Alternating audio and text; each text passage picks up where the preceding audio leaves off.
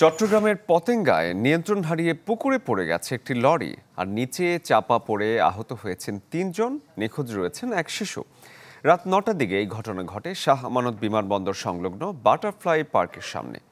নিখোঁজ শিশুটির সন্ধানে তল্লাশি চালাচ্ছে ফায়ার সার্ভিস এবং পুলিশ। স্থানীয়রা জানান, পতেঙ্গার টানেল সড়ক হয়ে আসা একটি লরি উল্টে গিয়ে পুকুরে পড়ে যায়।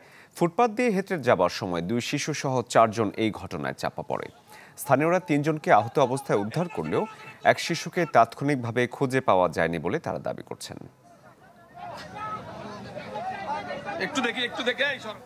দর্শক, আমরা এই বিষয়ে আরো একটু বিস্তারিত জানার চেষ্টা করছি। আমাদের সহকর্মী ইমদাদুল হক চট্টগ্রাম থেকে আমাদের সাথে যুক্ত হচ্ছেন। ইমদাদ, যে দুর্ঘটনা ঘটলো, যে শিশুটি নিখোঁজ রয়েছে এখন পর্যন্ত, সব মিলে সেখানকার সবশেষ অবস্থা আমাদের বলবেন।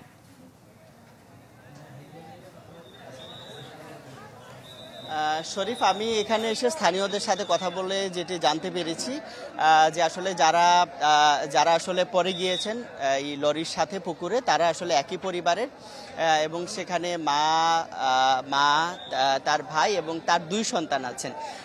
তো এই 4 জনের মধ্যে কিন্তু 3 জনকে তাৎক্ষণিকভাবে স্থানীয় লোকজন এই পুকুরে নেমে তাদেরকে উদ্ধার করেছেন এবং আরও একজনকে কিন্তু উদ্ধারের কাজ চলছে এবং এই মুহূর্তে কিন্তু ক্রেন এই যে লরিটি যে পড়ে গেছে সেটিকে তোলার জন্য একটা ক্রেন এসেছে এবং ক্রেন এসে লরিটি কিন্তু উদ্ধার করার চেষ্টা করা হচ্ছে। যেহেতু অনেক লোকজনই কিন্তু আসলে দুর্ঘটনা ঘটার পর এখানে নেমেছিলেন, নামার পরে যদি অনেকক্ষণ ধরে খোঁজাখুঁজি করেও না পাওয়ার পরেই আসলে এই ক্রেনটি এসছে এবং এসে কিন্তু তারা এখন ক্রেনের মাধ্যমে যদি লরিটিকে তোলা যায়, তারপরে আশা করি এই যে শিশু এখনো নিখোঁজ রয়েছে তাকে পাওয়া যাবে বলে আশা করা হচ্ছে। তো যেটি বলা হচ্ছে যে আসলে যেই শিশুটি নিখোঁজ আছে তার 4 বছর বয়স, অর্থাৎ 4 বছর একটি ছেলে।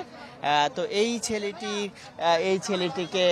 ছেলেটিকে উদ্ধারের জন্যই আসলে যে নিখোঁজ আছে তাকে উদ্ধারের